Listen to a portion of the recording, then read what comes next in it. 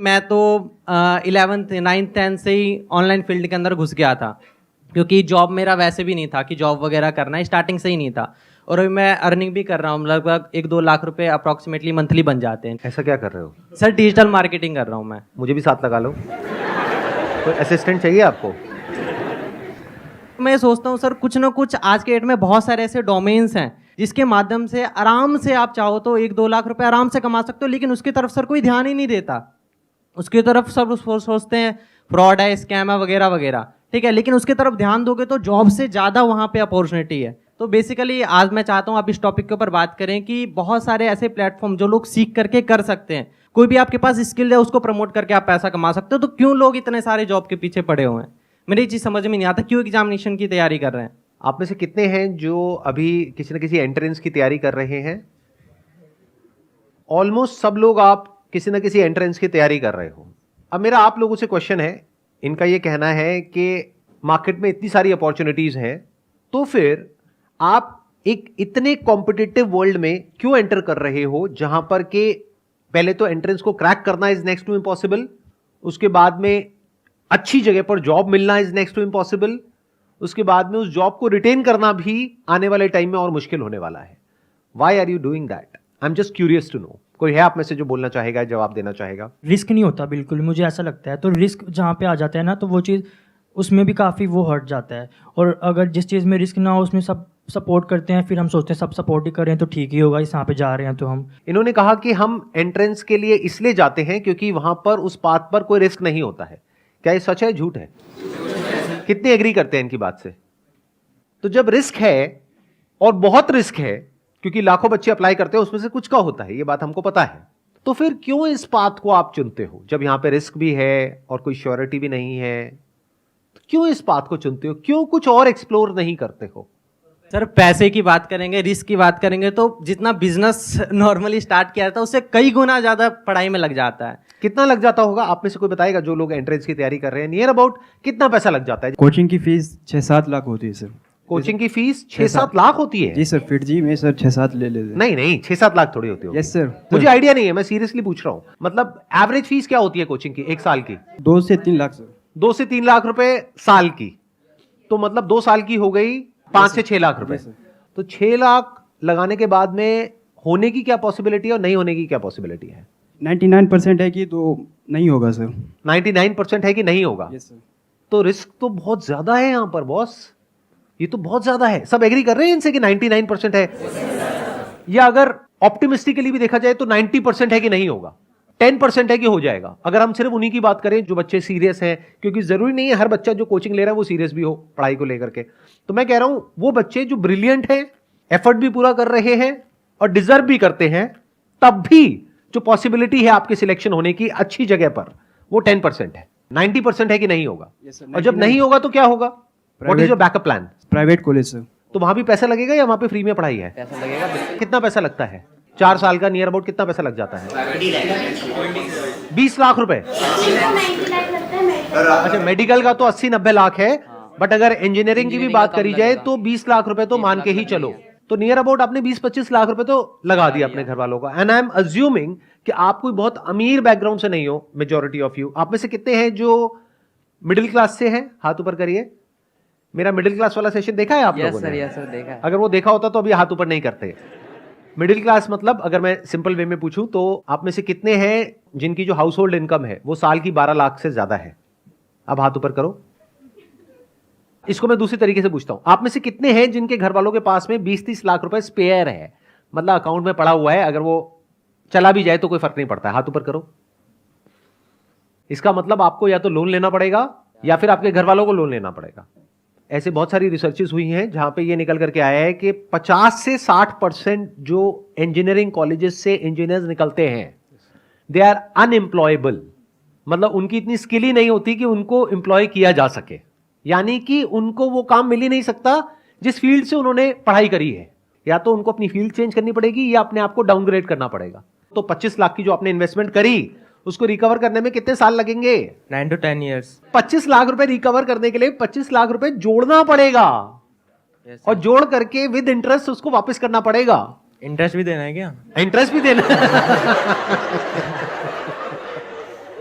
Near about हम मान करके चलते हैं, in the best case scenario आपको 20 साल लगेंगे 25 लाख रुपए का जो लोन है उसको चुकाने के लिए या अपने घर वालों को वापस करने के लिए। मतलब 40 की एज तक जा करके तो आप वो पैसा वापस करोगे, तो रिस्क मेरे हिसाब से कम तो नहीं है। और ये सिनेरियो है कि अगर आपकी जॉब लग गई तो अनएम्प्लॉयमेंट रेट भी कम नहीं है हमारी कंट्री में। ये भी हो सकता है कि जॉब ना लगे, तो क्या करोगे? A simple genuine question. 25-30 lakh देने के लिए भी पेरेंट्स ही मोटिवेट करता है, उनकी ही जिद होती है कि हमें ये करना चाहिए। वही कहते हैं कि यूपीएससी निकालो, वही कहते हैं नीट निकालो, वही आईआईटी जाओ, यहाँ जाओ, वहाँ जाओ। उनकी ही जिद होती है और सोसाइटी की और रिलेटिव्स की जिद होती है कि हम जाएंगे तो वो हम ही हैं करोड़ों में से एक। तो इट्स लाइक हमारी विश तब भी नहीं होती है। ये और ज्यादा गड़बड़ हो गई है। क्यों? क्योंकि अगर एक बार को ये होता कि आपके अंदर से होता कि मुझे ये क्रैक करना है, फिर आप किसी एंट्रेंस के लिए जाते तैयारी करने के लिए, तो फिर भी ये पॉसिबिलिटी होती जिसकी मैं बात कर रहा हूं। लेकिन आपके पेरेंट्स ने फोर्स करके या आपके ऊपर प्रेशर क्रिएट करके आपको भेज दिया है। अब पॉसिबिलिटी क्या है आपके क्रैक करने की? अब तो आपका मन ही नहीं है वो काम करने का, करना पड़ रहा है। एक है कि आप खुद अपने अंदर से मोटिवेटेड हो, बाहर से किसी एक्सटर्नल मोटिवेशन की आपको जरूरत नहीं है, तब फिर भी होने की पॉसिबिलिटी है, बशर्ते कि आपके अंदर वो कैपेबिलिटी भी हो उसको क्रैक करने की। लेकिन अगर आपका खुद का ही मन नहीं है, लेकिन पेरेंट्स का प्रेशर है, सोसाइटी का प्रेशर है, उसकी वजह से आप जा रहे हो, तो वहां जाकर के क्या करोगे? बहाने ढूंढोगे क्लास बंक करने के, टाइम पास करने के तरीके ढूंढोगे, रात को बैठ करके वीडियो गेम्स खेलोगे, या क्या करोगे वो मुझे बताने की जरूरत नहीं है डिटेल में, आपकी हंसी से पता लग रहा है। घर वालों को तो ये लगता है कि मेरा बच्चा तो पता नहीं क्या कर जाएगा, अगला सुंदर पिचाई यही है, हमारे घर में ही पैदा हुआ है। लेकिन आपको तो पता है ना अंदर से आप क्या हो, तो इसका मतलब क्या है? वो पैसा पूरी तरीके से बर्बाद होने वाला है। बड़ा नुकसान किसका है, आपके पेरेंट्स का या आपका? क्यों? आपका क्यों है? जवाब दो। सर हमारे लिए टाइम भी उतना ही वैल्यूएबल है पैसों से भी, क्योंकि अगर हमारा पैसे हमने पेरेंट्स ने लगा दिए और हमने टाइम भी वेस्ट कर दिया, बट हमारा जो टाइम चला गया वो टाइम अब नहीं आने वाला। तो आपका टाइम वेस्ट हो जाएगा, दैट इज 1। 2, फिर एक ऐसा टाइम आ जाएगा जब जा करके आपको कोई भी जॉब होगी, कैसी भी जॉब होगी, लेनी पड़ जाएगी, करनी पड़ेगी। इतना प्रेशर आ जाएगा पीछे से। तो नुकसान अल्टीमेटली किसका हुआ पूरी लाइफ के लिए? हमारा ही होगा। आपके पेरेंट्स का तो पैसों का नुकसान हुआ, आपकी तो लाइफ ही खराब हो गई। यस। तो अब बताओ इस प्रॉब्लम का सोल्यूशन क्या है? लगाओ दिमाग। और अभी तो मैंने एआई के बारे में तो बात ही नहीं करी है कि एआई का एजुकेशन के ऊपर क्या असर आने वाला है और जॉब मार्केट पे क्या असर आने वाला है, उसके बारे में तो मैंने बात ही नहीं करी है।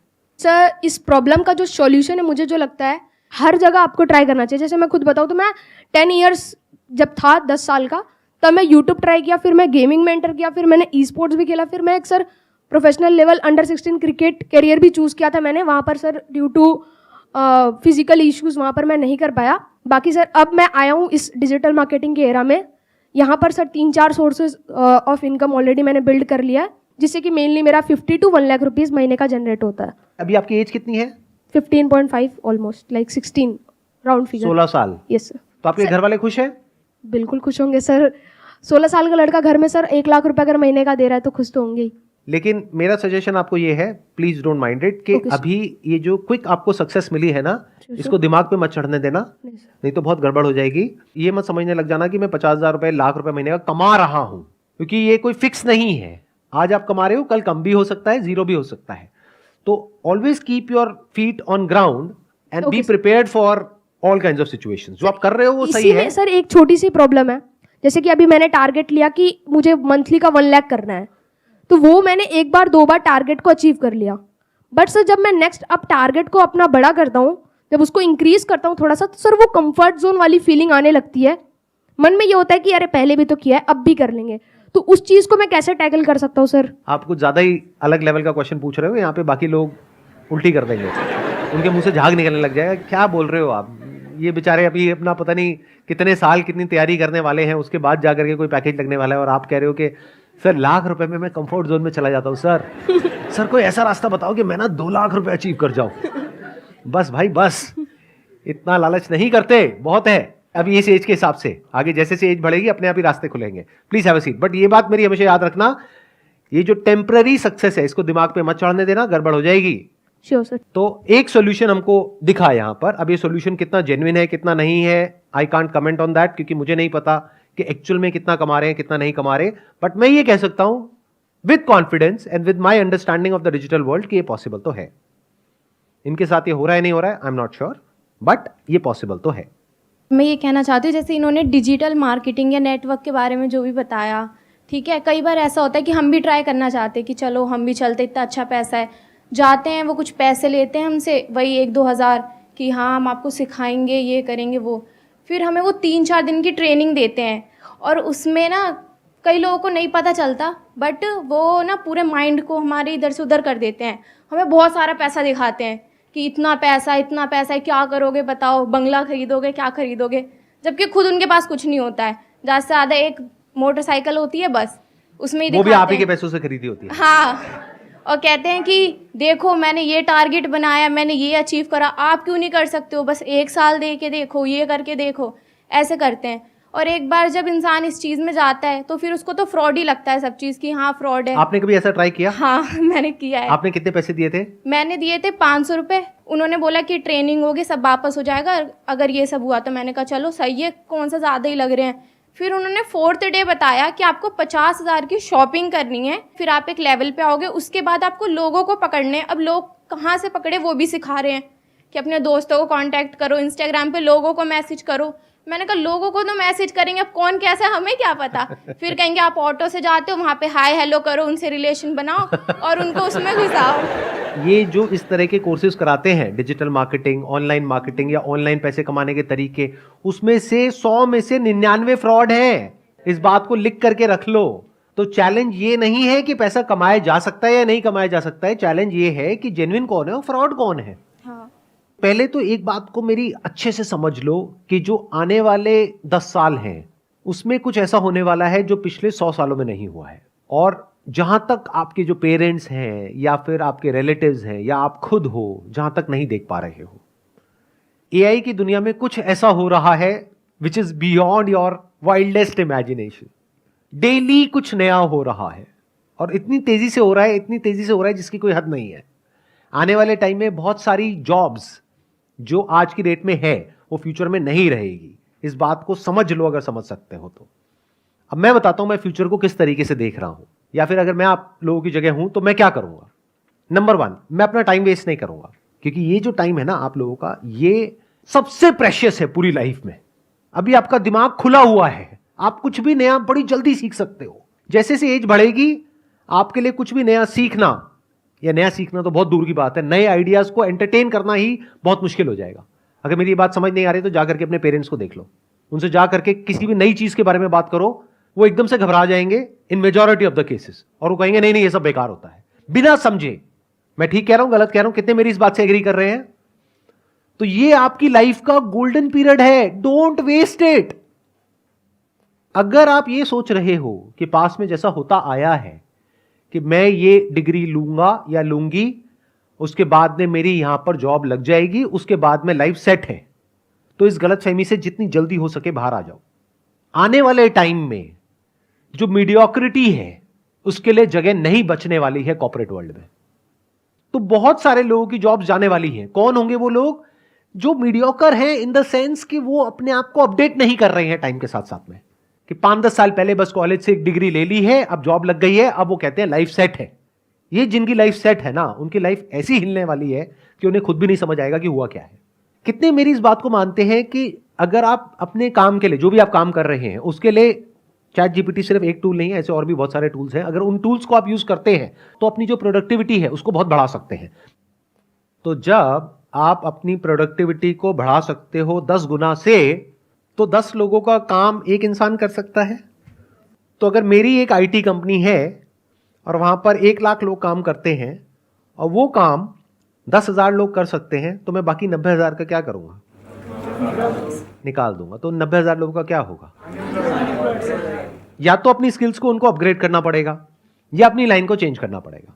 मैं कह रहा हूं, देखो मेरी इस बात को ना गांठ बांध लो, आने वाले टाइम में मीडियोक्रिटी नहीं चलने वाली है, मशीन्स का जमाना आने वाला है, और जिसको मशीन्स को यूज करना आता होगा उसका जो आउटपुट है वो और लोगों के कंपैरिजन में बहुत ज्यादा होगा, और वो इंसान कंपनीज के लिए, कॉर्पोरेट्स के लिए बहुत वैल्यूएबल होगा। अगर आप जॉब करते हैं तो, अगर बिजनेस करते हैं तब भी अगर आपको मशीन्स को यूज करना आता है तो आपके पास में एक एज होगा in comparison to your competitors. तो आप इसको अवॉइड नहीं कर सकते। इससे भाग नहीं सकते, ये तो सीखना ही पड़ेगा। तो अगर मैं आपकी जगह होऊंगा तो मैं क्या करूंगा, अपना टाइम वेस्ट नहीं करूंगा, नंबर 1। नंबर 2, अपने टाइम को कहां यूटिलाइज करूंगा, जो भी कुछ नया हो रहा है एआई की दुनिया में, वो सब कुछ सीखने के लिए वहां पर अपने आप को बिल्कुल अपडेटेड रखूंगा। डेली कुछ नया आ रहा है, नए नए अपडेट्स आ रहे हैं एग्जिस्टिंग जो एआई एप्लीकेशंस है उनमें, और डेली नई नई एप्स आ रही हैं। तो you need to be updated. आपको ऐसा बनना पड़ेगा कि अगर कोई भी नई टेक्नोलॉजी आ रही है, कुछ भी नया डिसरप्शन आ रहा है मार्केट के अंदर, आप फटाफट से उसको सीख जाओ और फटाफट से अपने आप को अडेप्ट कर लो उसके अकॉर्डिंग। जरूरत पड़े तो जब इंडस्ट्री पूरी की पूरी चेंज होगी तो आप अपने आप को बदल दो। अगर ये कर सकते हो, यानी कि अगर आप इन टूल्स को यूज करना जानते हो तो आप सर्वाइव करोगे फ्यूचर में। अगर नहीं जानते हो तो दिक्कत आने वाली है। तो अपनी जो स्पीड है सीखने की कि इस दुनिया में क्या क्या नया हो रहा है, दुनिया किस डायरेक्शन में जा रही है, वो सीखो। टाइम वेस्ट मत करो फालतू का कंटेंट देखने में, इधर उधर टाइम पास करने में। आप में से कोई ऐसा है जो ये बता सके टॉप 10 एआई टूल्स के नाम? कोई है जो बता सकता है? You have no idea, no clue. तो ये आइदर और के चक्कर से बाहर निकल आओ कि सर हम पढ़ाई करें या बिजनेस करें। दोनों करना पड़ेगा। पढ़ाई इसलिए करनी पड़ेगी ताकि एक बेसिक क्वालिफिकेशन हो, तो आपके पास में एज आ जाएगा। कल को जॉब मार्केट में जाओगे तो एटलीस्ट कुछ तो हो दिखाने के लिए, अगर आपको जॉब ही करनी है तो। लेकिन साथ साथ में बिजनेस इसलिए करना पड़ेगा क्योंकि बिजनेस का मतलब क्या होता है, कुछ क्रिएट करना। तो यू नीड टू अंडरस्टैंड कि अगर आपके पास में कुछ भी नहीं है, यानी पैसा नहीं है, रिसोर्सेज नहीं है, कुछ नहीं है, और आपको बोल दिया जाए सर्वाइव करो, क्या कर सकते हो सर्वाइव? अगर कर सकते हो तो कह सकते हैं कि हां, अब आप अंदर से एक एंटरप्रेन्योर हो। अब चाहे जॉब करो चाहे बिजनेस करो, उससे फर्क नहीं पड़ता है, आप एक क्रिएटर हो। And when I am talking about creator, I am not talking about YouTube creators, I am saying someone who can solve a problem और make lives better off other people in some way, जिसके लिए वो लोग पैसा देने को तैयार हो जाए, उसको एक क्रिएटर बोलते हैं। फॉर एग्जाम्पल, अगर मैं अभी आपकी एज में हूं, यानी मेरी एज है मान लो 18 साल, अब मेरे आगे एक चैलेंज है, मैं क्या करूं? जॉब की भी तैयारी करनी है, तो क्या उसको छोड़ दूं? अब वो मेरी अपनी कॉल है कि मैं छोड़ूंगा या करूंगा, बट मैं आपको रिकमेंड नहीं कर रहा छोड़ने के लिए, नंबर 1। बट एक बात पक्की है कि मैं साथ साथ में कुछ ना कुछ तो और करूंगा। ऐसा नहीं कि पूरी तरह से उस पर डिपेंड हो गया। जो एजुकेशन की पूरी जो डेफिनेशन है वो चेंज होने वाली आने वाले टाइम में। एजुकेशन मतलब क्या कि कुछ आपने सीख लिया है, अपने माइंड के अंदर भर दिया है और कुछ कर रहे हो। आने वाले टाइम में वो सब कुछ ऑटोमेटिकली हो सकता है। तो ये एक बहुत बड़ा क्वेश्चन मार्क है कि कौन वो लोग होंगे जो बचेंगे आने वाले टाइम में और कौन वो लोग हैं जो नहीं बचेंगे। If you can connect the dots, यानी अलग अलग चीजों को देख करके आप किसी तरीके से कुछ ऐसा क्रिएट कर सकते हो जहां से आप पैसा कमा सकते हो और सर्वाइव कर सकते हो फाइनेंशियली, इंडिपेंडेंटली, अपने बेस पर, तो फ्यूचर आपके लिए है। लेकिन अगर आप कहते हो कि मैं तो सिर्फ इस डिग्री के बेस पे सर्वाइव कर सकता हूं, तो आने वाले टाइम में उस डिग्री की इतनी वैल्यू नहीं रह जाएगी। इस स्किल की वैल्यू होगी जिसकी मैं बात कर रहा हूं, यानी कि कुछ अलग अलग हो, उसको जोड़ दिया जाए और कुछ ऐसा क्रिएट कर दिया जाए कि जहां से पैसा कमाया जा सके। फॉर एग्जाम्पल, आज हर दूसरा इंसान यूट्यूबर बनने के बारे में सोच रहा है। तो यूट्यूब में जो सबसे हाई पेइंग जो सेक्टर है वो है BFSI सेक्टर, यानी banking, finance, securities and insurance. तो मैं क्या करूंगा, मैं ऐसे टूल्स ढूंढूंगा जहां पर मैं ऑटोमेटिकली कुछ सेकंड्स के अंदर अंदर कुछ वीडियोस बना सकूं। और पहले मैं यूट्यूब पे जाकर के देखूंगा कि कौन सी ऐसी वीडियोस हैं जिसके ऊपर बहुत व्यूज आ रहे हैं या जिसकी सर्च वॉल्यूम बहुत ज्यादा है, गूगल पे और यूट्यूब पे। क्योंकि अगर गूगल पे ज्यादा है तो देयर इज अ पॉसिबिलिटी कि यूट्यूब पे भी ज्यादा होगी। अब मेरी इस थॉट प्रोसेस को समझना, आइडिया को मत पकड़ना, गड़बड़ हो जाएगी। आइडिया को पकड़ोगे फिर वही बंद दिमाग की तरह कॉपी करने लग जाओगे। लेकिन अगर थॉट प्रोसेस को समझोगे तो कुछ भी कर जाओगे। एक प्रैक्टिकल एग्जांपल दूं, एक वेबसाइट है by the name of pictory.ai, जहां पे आप टेक्स्ट इनपुट करोगे और वो उसको वीडियोस में कन्वर्ट कर देगा कुछ सेकंड्स के अंदर अंदर। ये काम करने में यूजुअली 2 से 4 दिन लगते हैं। तो क्या यहां से आपके दिमाग में कुछ आ रहा है या नहीं आ रहा है? अगर आ रहा है तो कह सकते हैं कि आप एक प्रॉब्लम सॉल्वर हो, आप एक क्रिएटर हो, आप क्रिएटिव हो। तो एक दिन में कितनी वीडियोस बन सकती हैं? बहुत सारी। लेकिन वीडियोस बनाने से पहले मुझे यह समझना होगा कौन सी वीडियोस ऐसी हैं जिसके वायरल होने के चांसेस हैं। तो पहले मैं ये स्टडी करूंगा लोग सर्च क्या कर रहे हैं गूगल पे और यूट्यूब पे। फिर वो स्टडी करके, for example if people are searching for what is a mutual fund, तो क्या हो अगर इस तरह की मैं वीडियोस जनरेट करूं थ्रू एआई। अब मुझे उसके लिए कंटेंट चाहिएगा। कंटेंट राइटिंग स्किल्स मेरी इतनी अच्छी नहीं है, मेरी इंग्लिश इतनी अच्छी नहीं है। मान लो मैं हिंदी मीडियम स्कूल से पढ़ा हूं, मैं क्या करूंगा, चैट जीपीटी पे जा करके लिख दूंगा what is a mutual fund, what are the benefits of investing in a mutual fund. तो चैट जीपीटी पूरा का पूरा मेरे को टेक्स्ट दे देगा। उस टेक्स्ट को मैं रन करूंगा पायरेसी के लिए कि कहीं किसी तरीके से किसी के राइट्स वॉयलेट तो नहीं हो रहे हैं। ऐसी भी कुछ वेबसाइट्स हैं। तो जब मैंने चेक कर लिया और मुझे ये श्योरिटी आ गई कि किसी के राइट्स वॉयलेट नहीं हो रहे हैं, उस टेक्स्ट को ले जा करके मैं एंटर करूंगा पिक्टोरी में, वो एक पूरी की पूरी वीडियो जनरेट कर देगा कुछ सेकंड्स के अंदर, जिसको मैं यूट्यूब पे अपलोड कर सकता हूं। लेकिन यूट्यूब अब क्या कर रहा है वो भी मैंने पढ़ा कि वो जो एआई वॉइसेस हैं, जैसे ही यूट्यूब पकड़ लेता है कि इसमें एआई की वॉइस है, तो यूट्यूब का एल्गोरिथम उसको या तो ब्लॉक कर देता है या इतना तेजी से प्रमोट नहीं करता है। तो मुझे इस प्रॉब्लम का भी सोल्यूशन निकालना है। तो मैं क्या करूंगा, यूट्यूब म्यूजिक लाइब्रेरी में जा करके जो यूट्यूब का कॉपीराइट फ्री म्यूजिक है वो निकाल करके उसके बैकग्राउंड में उसको लगा दूंगा। तो मैंने क्या किया, अलग अलग जगह से अलग अलग टूल्स को यूज करके कुछ ऐसा क्रिएट कर दिया जो बहुत ही कमाल का है और जिसकी मार्केट में नीड है। अब अगर मैं खुद बैठ करके वीडियोस बनाऊं तो पहले तो मुझे वो स्किल्स एक्वायर करने में कई महीने लगेंगे, कई साल लगेंगे। उसके बाद एक एक वीडियो को बना के डालने में 2-4 दिन, 5 दिन, 10 दिन लग जाएंगे। अब यहां पर एक दिन में मैं 10 वीडियोस जनरेट कर सकता हूं, यानी यूट्यूब पर मैं 10 अलग अलग चैनल्स ओपन कर सकता हूं। और अगर मैं कंसिस्टेंटली इस काम को पार्ट टाइम बेसिस पे करता हूं अगले 1 साल तक, ये नहीं कि 2-4-5 दिन किया, 10 दिन किया, रिजल्ट नहीं आया तो उसको छोड़ दिया। पढ़ाई लिखाई में ऐसे करते हो क्या कि कहीं गए किसी कॉलेज में, 2-4 दिन कुछ समझ नहीं आया, बेकार है, छोड़ दो, ऐसे नहीं करते ना। 4 साल पता है ना कि वहां पे लगाना है, तो इस काम में भी टाइम लगाना पड़ेगा। तो 1 साल तक अगर मैं डेली एक एक वीडियो अपलोड करता हूं अपने 10 चैनल्स पे, तो 1 साल में मैंने कितनी वीडियोस अपलोड कर दी, 365 इंटू 10, यानी कि 3650 वीडियोस। उसको करने में टाइम कितना लगा, मैक्सिमम 1 से 2 घंटा डेली। इतना तो आप टाइम कहां खराब कर देते हो आपको खुद भी पता नहीं होगा। बट इस पूरी प्रोसेस में क्या होगा, या तो सक्सेस मिलेगी या नहीं मिलेगी।